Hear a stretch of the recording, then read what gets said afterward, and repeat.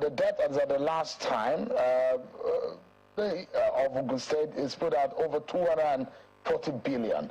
And your opposition also in the state have been talking about in the election. It was a major issue raised by the opposition of how indebted the state is.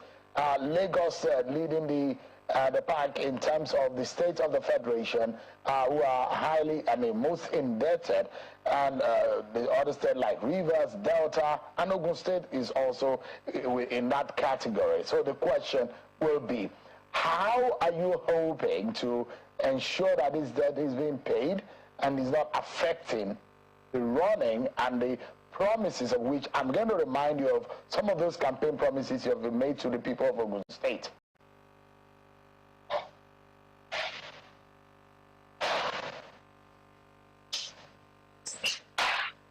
Hello? Can you hear me now, Governor? I can hear you. Okay, very well. Okay, great. So I was asking about the debt profile of the state. What are you doing about it? That those who believe that the state is highly indebted and it doesn't have any business for a state that grows over 100 billion in internally generated revenue. Well, Sheon, opposition will throw stones, they will throw daggers and arrows at any administration in their quest for power.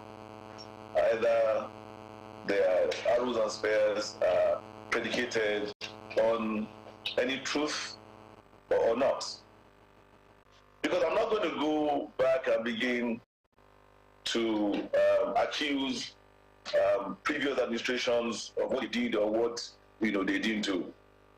Governments are meant to be a continuum. Previous governments accessed loans that are meant to be budget support loans before I assumed office. Some were meant to help the agri sector, some were just simply budget support loans. And those loans were bequeathed to me. But I didn't come into office and begin to whine about those loans. From the very first day I assumed office as governor of Ogun State, I paid salaries every month on time. There's a particular one that is interesting here. They'd like to know one of the media houses in Ogun State saying that those who work in the media houses were only given 10,000 naira and were not given the peculiar allowance. Are they not working in the state and affected by the subsidy removal?